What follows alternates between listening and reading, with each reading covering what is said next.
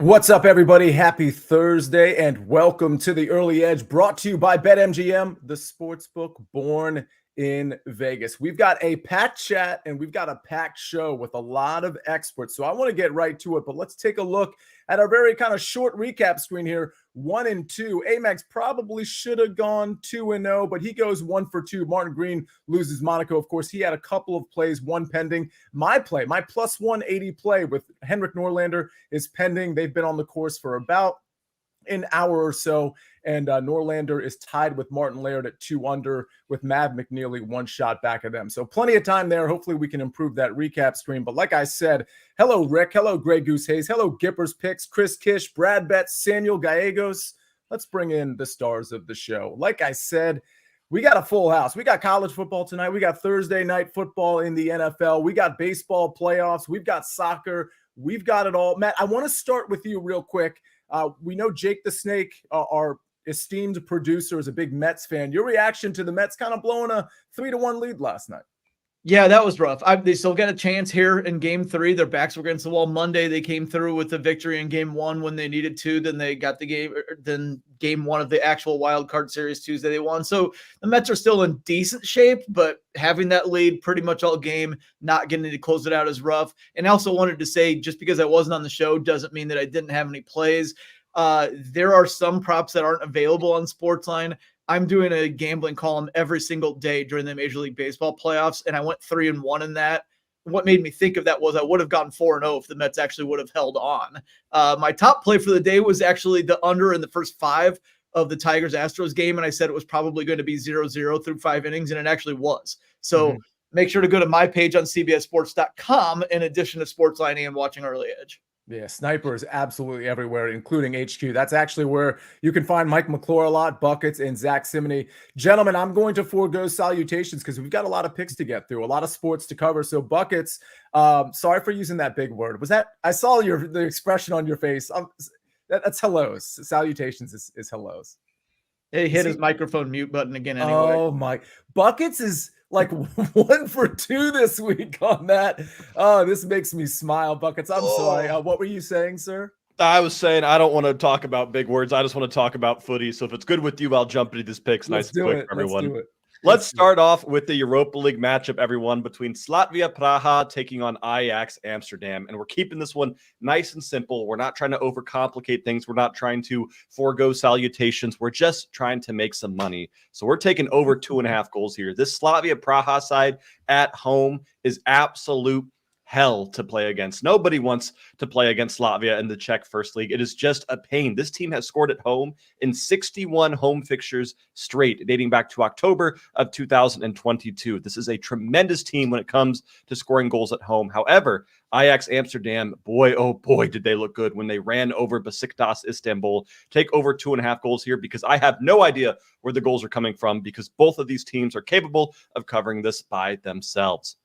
Then for our second play, we're going to the Europa Conference League this afternoon in a matchup between TSG Hoffenheim and Dynamo Kiev. And we're taking Hoffenheim over 1.5 team total at -115. This Hoffenheim team is struggling to produce positive results. They're struggling to win, but they're not struggling to score. This is that kind of team where it seems like every single one of their fixtures, they go up 2-0, they look incredible, and then they fall apart in the last 10 minutes here. This game could have 4 or 5 goals. I think actually both teams will cover the over 1.5 team total, but Hoffenheim at -115 is a gift against a struggling Dynamo Kiev side. All right. I love the 2 picks. Love that you came off the mute button there, Buckets. Happy to see that. I gotta say, there's a satisfied smile over with Sniper when every time you miss the mic, if you will. So I'm also satisfied that there was a bunch of Frasier references after I said salutations, a bunch of Frasier references in the chat. Best show of all time. Zach, we're going to go to you next. Funny story, not so much a story, but I'm going to be on the Thursday Night Football show tonight at 7:15 with the whole Thursday night crew, Will Brinson, Mackenzie Brooks, RJ White. I think EC might be on that one. I'm going to join the party tonight. I was researching the prop I was going to give out in real time, just kind of letting you in on stuff. I don't ever have my notifications on for SportsLine just because I don't want to be influenced. I just kind of want to have my pick independently. And sometimes I can get influenced by picks and I just want it to be mine. But I saw your email come in for this show. I was probably going to be on the same prop, and maybe tonight I'll still be on the same prop. But my point in opening this way is I love this play. What is the play? Yeah, and then speaking of Thursday night football, this should be a good game. Both matchups last year came down to the final seconds. Atlanta won on a last-second field goal, and Baker Mayfield with 30 seconds left threw a touchdown pass. But I'm going to be on Sterling Shepard over 22.5 receiving yards for the Tampa Bay Buccaneers. You already had 24 hours ago, Jalen McMillan and Trey Palmer both listed out. One has a hamstring issue, the other a concussion. And I look at Sterling Shepard. He's kind of that forgotten man, was their fifth wideout. Now he's going to be the third behind Chris Godwin and Mike Evans. And he's forgotten because last year, coming off that torn ACL for the New York Giants, he had just 57 total receiving yards for the entire season. Well, guess what? When those injuries happened last week, he had 51 yards receiving. So he almost equaled his output of last season in just one game. And then that connection is already established between him and Baker Mayfield from their days at Oklahoma way back in 2015. So this is where the case where I want to take advantage. This is going to be a temporary market, probably a one-game scenario before the Tampa Bay Buccaneers have this mini bye week off Thursday night football. So I'm going to go over this. Maybe you can get this done with one catch, a couple of regular catches, but I'm going over 22.5 receiving yards for Sterling Shepard. Yeah, former teammates at Oklahoma reunited. This is a really cool story with Sterling Shepard. It kind of gives me sort of J.K. Dobbins vibes a little bit because J.K. Dobbins' career so far since he's been in the league in 2020, just marred by injuries. Sterling Shepard has had such bad injury luck. The fact that he's even on an active roster is a bit of a surprise to me. And I do think because of all the injuries, Sterling Shepard is a guy that's going to be targeted. Mike, you and I have Fantasy Football Today DFS today at 11 o'clock in less than an hour with Meg Schaup, of course. We always at the very end for a minute, we touch on Showdown. And I know you haven't run your simulations. The name Sterling Shepard, would that be kind of a low-end play to maybe incorporate into some DFS lineups? Yeah, definitely be sneaking that way in there. That wide receiver room is extremely beat up heading into this game on the short week. So I do like the call out by Zach there. I think that this is one that he can get there in 2 receptions essentially in terms of yardage. So I do like it. And I also think we should see scenarios where we're talking about a hurry up situation in this game. So I do like Sterling Shepard quite a bit. I know Gipper's picks and a bunch of others like Chris Godwin in this game, and he certainly makes sense. Kate Otten seems to be popular. Yeah, we're going to talk about that game a ton at 7:15. And speaking of Sterling Shepard, I kind of like him at plus 2,500 as your first touchdown scorer. We've all had our first touchdown bet called back before, and BetMGM is giving you a second chance. With BetMGM's Pro Football Second Chance, place any first touchdown score bet, and if your player doesn't score first but scores second, get your entire stake back in cash, no opt-in required. Here's how it works. Place a pre-game straight first touchdown score bet in any NFL game. If your player scores the first touchdown in the game, win your wager as normal. If your player scores the second touchdown in the game, you'll get your stake back in cash. It's that simple. Log into BetMGM for more details. I kind of got hung up in the middle of that because what I loved about that whole promo is the no opt-in required part. I think BetMGM does a really good job of showing you when you have a promo available, depending on what you're betting. And I just not all the sites do that. And so they're wanting you to take advantage of their promos. So absolutely take advantage of it. All right, we got so many more picks to cover. We're going to do it right after this break. It's a team almost too good to be true. You guys ain't ready for us. Kick your game day off right as the Tops team tackles all the biggest headlines around the league. Who's got 2 thumbs and loves this next segment? Sunday mornings on CBS Sports Network. All right, we're back on the Early Edge, presented by BetMGM, the sportsbook born in Vegas. Thank you for all the compliments on the FFT DFS show. Really appreciate that, Mark, and everybody else in the chat. All right, let's go Sniper. We got a game today around 7 o'clock. I think maybe it's 7:08 as an official starting time. What I love about what you're doing today, though, Sniper, is you're giving out a play in that game, but you're also giving out an AL future. We'll start with today's game. Yes, we will. And in fact, I want to start with a trivia question here. What Brewers player is the only one in Brewers history to hit 2 home runs in a playoff game? Is it, we could go all the way back and say, is it Gorman Thomas? Is it Ben Ogilvy? Is it Cecil Cooper or Ted Simmons? That's from 1982. I'm sure that Buckets knows all those guys. Mm-hmm. Is it Ryan Braun? Is it Prince Fielder? Is it Christian Yelich? No, it's Jackson Chourio, who went deep twice last night. youngest player in the playoffs to homer since Bryce Harper did it in 2012, back when the Nats used to choke in the playoffs every year. Chourio, I'm going to go over 1.5 hits, runs, RBIs right now. He's hitting leadoff. It's a nice cushy spot to score some runs as long as you get on base. Jose Quintana on the mound for the Mets. He is having a very good year, and I expect that he could throw well tonight, but Chourio is on another level right now. He was one of the best players in Major League Baseball in the second half. So far in these playoffs, he's 4 for 8 with 3 runs, 3 RBIs, and those 2 home runs last night, which both tied the game, by the way. One was in the first, tied the game. The other was in the 8th to tie the game. 3 for 5 with a double in his career against Quintana, if you're into that sort of thing. People ask about home run props a lot. If you want to ride Chourio there, that's great. Also, William Contreras, great power hitter for the Brewers, is 3 for 8 with a double and home run in his career against Quintana. So you might look there as well. And as Sia mentioned, I've got an AL future. I've got the Yankees. It is plus money, but it's only plus 115. With 4 teams left, I can understand why somebody might think that that's too low of a number here. But I really think the Yankees are the best team left, head and shoulders above the other 3 teams. I think the Guardians are more built for the regular season than a postseason grind because their starting pitching isn't quite as good. Royals lost 7 in a row twice in the last month. And they beat the Orioles in 2 games, but they could barely score runs. The Yankees against the AL Central 4-0 against the Guardians with a plus 15 run differential, 5-2 against the Royals with plus 18, 4-2 against the Tigers. Tigers are probably going to run out of gas at some point, even though they're so fun right now and a great story. The Yankees did kind of fix their bullpen down the stretch once they got Clay Holmes out of there, Luke Weaver in. Garrett Cole and Carlos Rodon, great in the final month. They're good to go. Luis Heel and Clark Schmidt make a really nice 3-4 there for the playoff rotation. It's the best team. They've got Aaron Judge and Juan Soto. I like the plus money. I like the Yankees go back to the World Series for the first time since 2009, which for those poor coddled Yankees fans is an eternity. Yeah, I mean, as a Commanders fan, or even really as an Orioles fan, that seems like yesterday. You're like, oh yeah, you just went there. You shouldn't be that sad about it. For Yankees fans, like, man, we've never even seen the World Series. Well, I'd be sad about it too if I was spending 3 times as much money as some of the other teams that they're competing with and still not making the World Series. But baseball, interesting stuff with the salary cap there, Sniper. From one Hall of Famer to another, we got Amags in the chat. Ask away. People already asking him questions in the chat. Real quick note, I know a lot of people are saying, hey, Norlander looks good. It's still early. I guess he has grabbed an early lead. I just want to remind everybody, he was a first-round leader of mine. I'm looking at his first-round leader odds.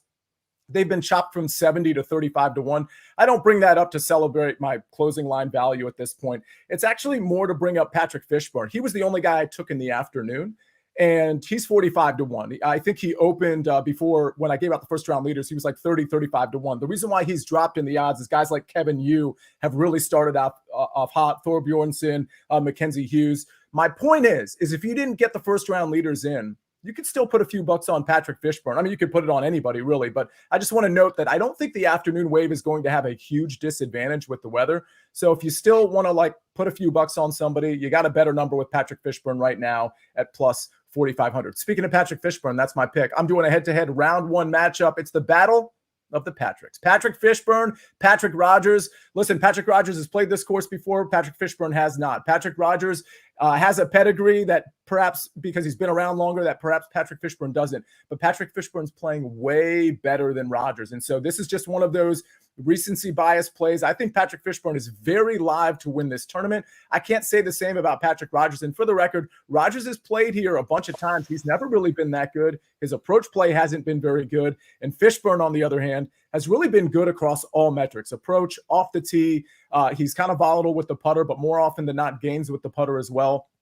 I think that's all he'll need. I think we're getting a really nice number here because, again, Patrick Fishburne isn't a huge name. I mean, on the odds board, people are respecting him, but I still think this number should probably be more like minus 120, minus 125. So I'll take it, Patrick Fishburne, minus 110 over Patrick Rogers. And again, I'll have a pick tonight on the 7:15 primetime show. But Mike McClure, I feel bad because you talked earlier, but I like to get you involved way earlier in the show. We did talk a little FFT DFS, but you've got a pick for tonight. Now, correct me if I'm wrong. We're not going Thursday night NFL football. We're going Thursday night college football.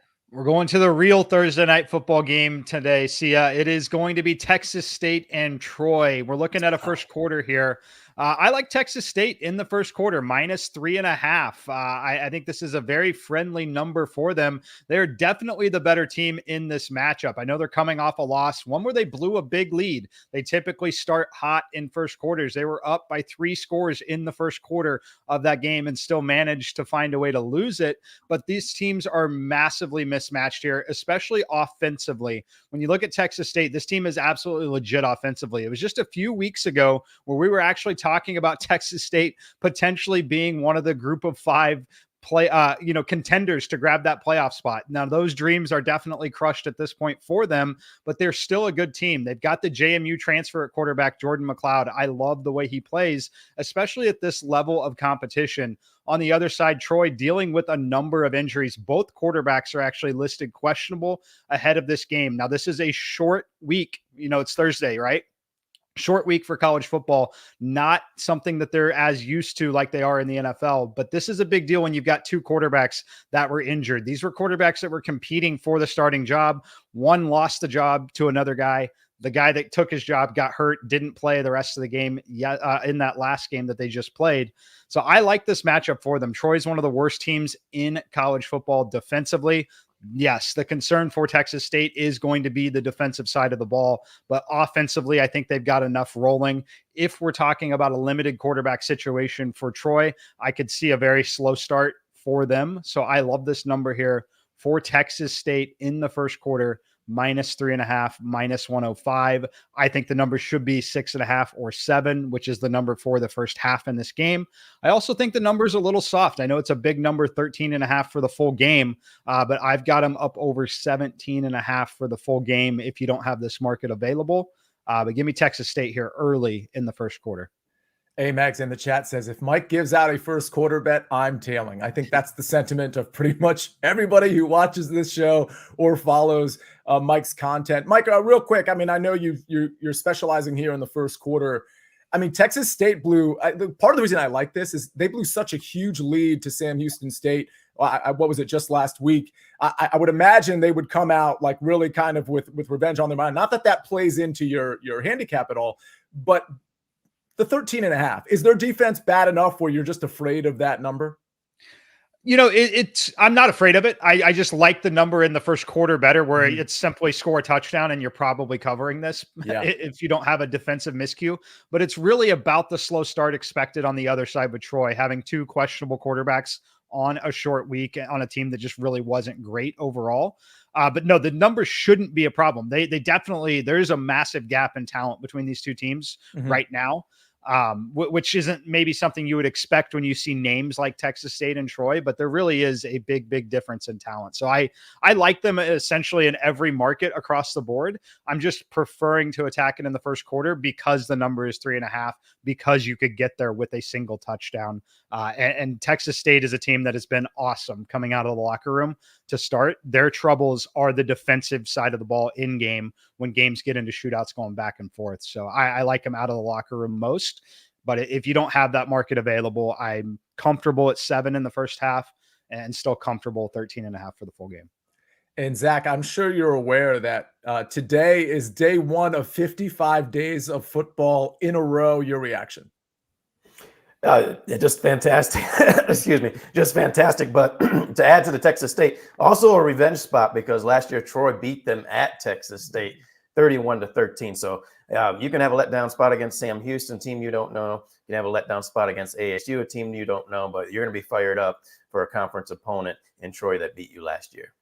Oh, I love that. Bucket, speaking of football, it's just occurring to me that you're 15-2 on interception props, and we have an NFL game tonight. I assume you're not giving out an interception prop in the Texas State-Troy game, but you've been so hot in the NFL. Did you flip the coin today, sir? I have not yet. I could do it live on stream. It's just Mike told me that the only football game that mattered tonight was the college football game, so I forgot we even had an NFL game. Sia, can you remind me the 2 teams playing? Yes, it's the Atlanta Falcons and the Tampa Bay Buccaneers. Which one's listed first? It would be the road team, so that would be the Tampa Bay Buccaneers. Okay, so Buccaneers are heads then. I'll show you my whole process here behind the scenes. Buccaneers are heads, Falcons are tails. I get out the lucky Japanese 100 yen coin. We give it a flip. See if we can add some epic music here in the background. Just pretend like it's going on. Absolutely. And we hit tails, which is going to be Falcons, which is going to be Kirk Cousins. Interception at -120, Sia. I'm all over it. I'm tailing That's it. That's how I've done. That's not a joke. That's how I've done all 17 interception props this season. Is I flip that coin and I go, that's probably good enough. So, if you follow Buckets on Twitter and you watch this show, you understand that this is actually how he's doing it and that he's actually 15-2. So just take that for what it's worth. Sniper, we got to go to the recap screen, but give us your response. I just love seeing how the sausage is made there. It's great. That's great. Somebody asked about Seamus Power top 5. In this tournament, I'm not really looking at finishing position bets as much as I normally do. Fishburne over Chan Kim, says Kylie Reynolds. I lean that way. I think Chan Kim grades out pretty well. He starts off tournaments pretty well as well. So it's a lean, but it's not something I would make an official play. Joe Everett says that coin is dangerous. Sniper, you got something?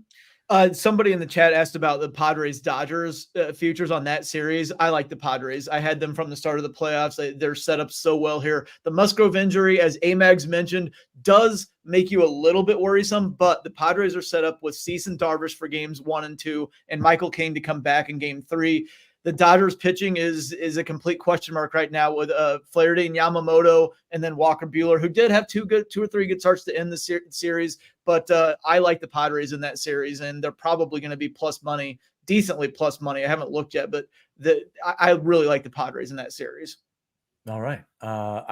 I can't argue with that. All right, let's go to the recap screen. We're going to get out of here. For those of you asking if I'm going to be on the show tonight, D. Johnson, yes, I will be on the primetime show tonight at 7:15. I've got Patrick Fishburne -110 over Patrick Rogers. Round 1. This one starts, I think, around 1 o'clock this afternoon. Mike McClure, Texas State, first quarter, -3.5 at -105. Zack Cimini, Sterling Shepard is back, folks. Over 22.5 receiving yards at -120. And how about a sprinkle on Sterling Shepard, first touchdown at plus 2,500 right here at BetMGM.